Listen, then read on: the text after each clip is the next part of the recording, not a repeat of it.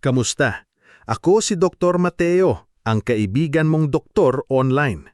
Nandito para tulungan kang alagaan ang iyong kalusugan araw-araw. Alam mo ba na maraming Pilipino ang may diabetes, pero hindi nila agad ito alam?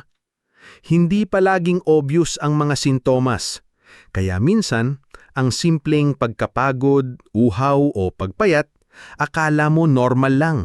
Pero senyales na pala ng sakit. Kaya sa video na ito, pag-uusapan natin ang mga unang sintomas ng diabetes na madalas hindi pinapansin pero mahalagang bantayan. 1. Laging nauuhaw at madalas umihi. Isa ito sa pinakaunang senyales. Kapag mataas ang blood sugar, sinusubukan ng katawan mong ilabas ito sa ihi.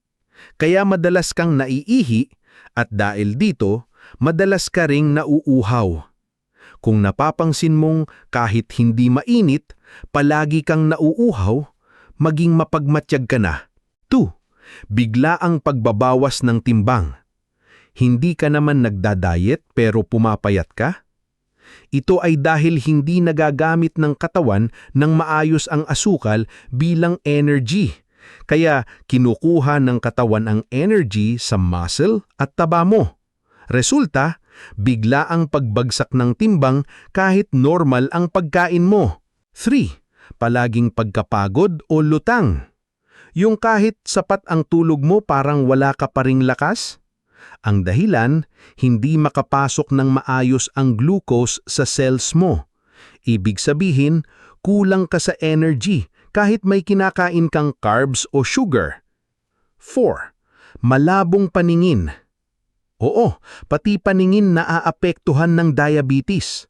Ang sobrang glucose sa dugo ay nakakaapekto sa linaw ng lente ng mata.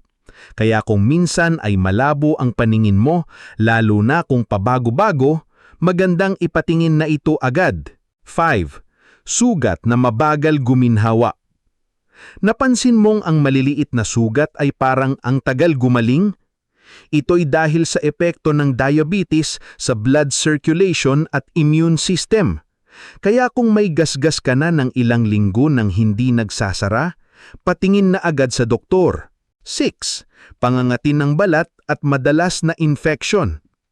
Kapag may diabetes ka, mas prone ka sa skin infections o fungal infections. Pwedeng mag-umpisa sa simpleng kati sa singat, kilikili o paa. Pero kung paulit-ulit ito, baka may dapat ka ng bantayan. 7. Pamanhid o pangalay ng kamay at paa. Kapag matagal ng mataas ang blood sugar, naaapektuhan ang mga ugat. Resulta, paminsan-minsan parang may tusok-tusok o pamanhid sa mga daliri, paa o kamay. Ito ang tinatawag na diabetic neuropathy at dapat maagapan agad. Ngayon, baka iniisip mo, minsan lang naman ako mapagod. Tulog lang siguro kulang ko. Pero tandaan, walang masama sa pagpapa-check up, lalo na kung may lahi kayo ng diabetes sa pamilya. Ang diabetes ay hindi sakit ng matanda lang. Pabata na ng pabata ang naaapektuhan nito ngayon. Lalo na sa lifestyle natin na puno ng stress, soft drinks at instant food. Kaya habang maaga pa, bantayan mo ang iyong katawan. Ako si Dr. Mateo, lagi mong tandaan, ang kalusugan ay kayamanang hindi nawawala.